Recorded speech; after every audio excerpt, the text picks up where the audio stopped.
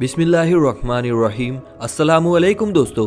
एक मर्तबा रसूलुल्लाह सल्लल्लाहु अलैहि वसल्लम मस्जिद नबवी में तशरीफ फरमाए हुए थे और जैसा कि बीबी फातिमा रदियल्लाहु तआला अन्हा का घर मस्जिद नबवी के साथ में था, बीबी फातिमा रदियल्लाहु तआला अन्हा के घर से हसन और हुसैन रदियल्लाहु तआला अन्हु की रोती हुई आवाज मस्जिद नबवी के अंदर तक आ रही थी। आप सल्लल्लाहु अलैहि वसल्लम ने जैसे ही हसन और हुसैन रदियल्लाहु तआला अन्हु की रोती हुई आवाज सुनी तो आप सल्लल्लाहु अलैहि वसल्लम की आंखें नम हो गई। आप बेचैन हो गए और फातिमा रदियल्लाहु तआला अन्हा के घर की तरफ चल दिए। बीबी फातिमा रदियल्लाहु तआला अन्हा अपने घर में बैठी हुई थी। आप सल्लल्लाहु अलैहि वसल्लम ने दरवाजे पर खड़े होकर फरमाया, ए बेटी फातिमा, मैं आपके घर के अंदर आना चाहता हूँ। तो अंदर से आवाज आई। तो उसके बाद रसूलुल्लाह सल्लल्लाहु अलैहि वसल्लम ने अपनी चादर मुबारक घर के अंदर फेंक दी और फिर आप अंदर तशरीफ ले गए और पूछने लगे कि बेटी क्या बात है। तो बीबी फातिमा रदियल्लाहु तआला अन्हा ने कहा, बाबा जान, घर में इतना बड़ा कपड़ा नहीं है कि मैं अपना पूरा बदन ढक सकूं, इसलिए मैंने अपने बदन को आपकी चादर से ढका है।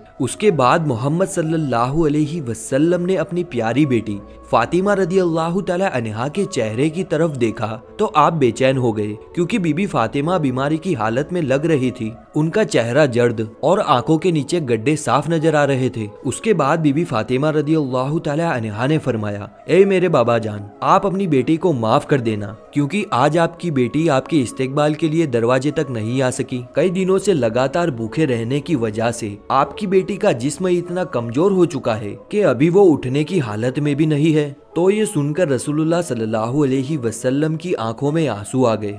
उसके बाद बीबी फातिमा रदियल्लाहु तआला अन्हा ने फरमाया, बाबा जान हुक्म फरमाइए। अल्लाह के रसूल सल्लल्लाहु अलैहि वसल्लम ने फरमाया, ए फातिमा, मैं मस्जिद में था और मस्जिद के अंदर बार बार हसन और हुसैन के रोने की आवाज आ रही थी। हसन और हुसैन के रोने की आवाज ने मुझे बेचैन कर दिया, इसलिए मैं तुम्हारे घर आ पहुंचा। ए फातिमा, नन्हे हसन और हुसैन क्यों रो रहे हैं? फातिमा रदियल्लाहु तआला अन्हा ने फरमाया, बाबा जान, 2 दिनों से हसन और हुसैन ने कुछ भी नहीं खाया है। तो ये सुनकर रसूलुल्लाह सल्लल्लाहु अलैहि वसल्लम ने फरमाया, ए फातिमा, हुसैन तो बहुत छोटा है, ये तो अभी दूध पीता है, इसको आप दूध पिला दीजिए, ये खामोश हो जाएगा। और हसन को मैं अपने कंधे पर सवार कर लेता हूँ, तो इससे ये भी आराम पाएगा। प्यारे दोस्तों, बात जब यहाँ तक आ पहुँची तो बीबी फातिमा रदियल्लाहु तआला अन्हा जारो कतार रोने लगी। तो अल्लाह के रसूल सल्लल्लाहु अलैहि वसल्लम ने फरमाया, ए फातिमा, अब क्यों रो रही हो? तो बीबी फातिमा रदियल्लाहु तआला अन्हा ने फरमाया, बाबा जान, मुसलसल फाकों की वजह से मेरा दूध भी खुश्क हो चुका है, मैं नन्हे हुसैन को अपना दूध भी कैसे पिलाऊं? बस जैसे ही अल्लाह के रसूल सल्लल्लाहु अलैहि वसल्लम ने अपनी बेटी के मुंह से ये सुना तो हुसैन को अपनी गोद में उठा लिया और अपनी मुबारक जुबान को हुसैन को चुसाना शुरू कर दिया।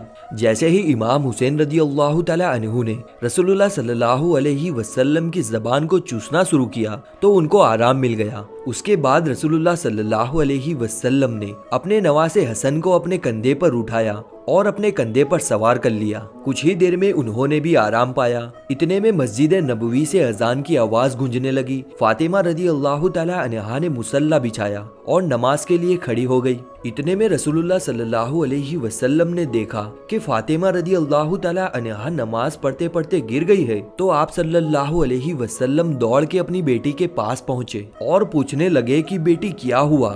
तो ये सुनकर बीबी फातिमा रदियल्लाहु तआला अन्हा रोने लगी और कहने लगी, बाबा जान, आज आपकी बेटी का ये चौथे दिन का फाका है। यानी बीबी फातिमा रदियल्लाहु तआला अन्हा 4 दिन से भूखी है, कुछ भी नहीं खाया है। तो बीबी फातिमा ने फरमाया कि 4 दिन हो गए हैं, मैंने कुछ भी नहीं खाया है, यहाँ तक कि एक खजूर का दाना भी नहीं खाया है, इसलिए कमजोरी की वजह से गिर गई हूँ। फिर आप सल्लल्लाहु अलैहि वसल्लम ने देखा कि बेटी के पेट पर 3 पत्थर बंधे हुए हैं। तो आप सल्लल्लाहु अलैहि वसल्लम ने पूछा कि बेटी ये क्या है? बीबी फातिमा रदियल्लाहु तआला अन्हा ने फरमाया, बाबा जान, आज आपकी बेटी का ये चौथे दिन का फाका है और हर दिन के एतबार से मैंने अपने पेट पर एक पत्थर बांधा है। पहले दिन मैं जब भूखी रही तो मैंने अपने पेट पर एक पत्थर बांध लिया, फिर दूसरे दिन दूसरा पत्थर बांध लिया और फिर तीसरे दिन का तीसरा पत्थर भी बांध लिया। या रसूलुल्लाह सल्लल्लाहु अलैहि वसल्लम, इस तरह से मैंने 3 दिन से 3 पत्थर अपने पेट पर बांध लिए। तो ये सुनकर अल्लाह के रसूल सल्लल्लाहु अलैहि वसल्लम ने फरमाया, ए बेटी, अपना मुसल्ला उठा। बीबी फातिमा रदी अल्लाह तआला अन्हा ने अपना मुसल्ला उठाया तो देखा कि नीचे सोने का ढेर लगा हुआ है। आप फरमाने लगे, बेटी जितना चाहे उतना उठा लो, मगर कल कयामत के दिन इसका हिसाब देना होगा। तो ये सुनकर बीबी फातिमा रदी अल्लाह तआला अन्हा ने उस सोने के ढेर पर थूक कर अपना मुसल्ला रख दिया। ये देखकर रसूलुल्लाह सल्लल्लाहु अलैहि वसल्लम ने अपना मुबारक हाथ अपनी बेटी के सर पर रखा और फरमाने लगे, ए बेटी फातिमा, तुम्हारा ये सब्र ता कयामत तक याद रखा जाएगा। तुम्हारा शौहर अली इस्लाम की तबलीग के लिए अल्लाह पाक की किताब कुरान शरीफ को मुख्तलिफ इलाकों में पहुंचाने के लिए इधर उधर घूम रहा है। उसके नतीजे में खानदाने नबी के चूल्हे ठंडे पड़ गए हैं। ए बेटी फातिमा, सब्र करो, अल्लाह सब्र करने वालों के साथ है। दोस्तों, उसके बाद रसूलुल्लाह सल्लल्लाहु अलैहि वसल्लम ने कंबल को अपने पेट से हटाया तो बीबी फातिमा ने देखा कि उनके पेट पर 3 पत्थर बंधे हुए हैं, जबकि अल्लाह के रसूल सल्लल्लाहु अलैहि वसल्लम के पेट पर 4 पत्थर बंधे हुए हैं। तो आप सल्लल्लाहु अलैहि वसल्लम फरमाने लगे, ए बेटी फातिमा, 3 दिन की तू भूखी है, मगर आज मेरा चौथे दिन का फाका है। आज मैं तो 4 दिन का भूखा हूँ। प्यारे दोस्तों, जरा सोचे कि इनको क्या जरूरत थी कि 3-3, 4-4 दिनों तक भूखे रहने की। अगर आप चाहते तो दुनिया भर के खजाने आपको मिल जाते। अगर आप चाहते तो आप जन्नत से खाना भी मंगवा लेते। लेकिन ऐसा करने की वजह ये थी, यानी अपने पेट पर पत्थर बांधने की वजह ये थी, भूखा रहने की वजह ये थी कि अपने उम्मत के गरीब लोग अपने गरीबी की वजह से अपने आबरू का सौदा ना करे, अपने ईमान का सौदा ना करे। इस वजह से आपने 3-3, 4-4 दिन तक भूखा रहकर दुनिया वालों को बता दिया, पेट पर पत्थर बांधकर भी दुनिया वालों को सिखाया। प्यारे दोस्तों, उसके बाद मोहम्मद मुस्तफ़ा सल्लल्लाहु अलैहि वसल्लम मस्जिद नबवी में तशरीफ ले गए और जाकर नीचे फर्श पर ही बैठ गए। वहीं पास में अबू बकर सिद्दीक रदी अल्लाह तआला अन्हु भी बैठे हुए थे। इतने में आपने देखा उमर फारूक रदी अल्लाह तआला अन्हु भी तशरीफ लाए हैं। उनको देखते ही अबू बकर सिद्दीक रदी अल्लाह तआला अन्हु ने फरमाया, ए फारूक आजम, अभी तो नमाज का वक्त नहीं हुआ है, फिर इस वक्त आप क्यों आए हो? तो फारूक आजम रदी अल्लाह तआला अन्हु ने फरमाया, ए अबू बकर, आज तीसरे दिन का फाका है, 3 दिन की भूख ने बेहाल कर दिया है, इसलिए मैं घर से बाहर निकल आया हूँ। तो ये सुनकर अबू बकर सिद्दीक रदी अल्लाह तआला अन्हु ने फरमाया, ए फारूक आजम, आज हमारे प्यारे नबी सल्लल्लाहु अलैहि वसल्लम का तो 5वें दिन का फाका है। उसके बाद आप तीनों अयूब अंसारी रदी अल्लाह तआला अन्हु के घर तशरीफ ले गए। पता चला कि अयूब अंसारी रदी अल्लाह तआला अन्हु घर पर नहीं है, तो आप वापस जाने लगे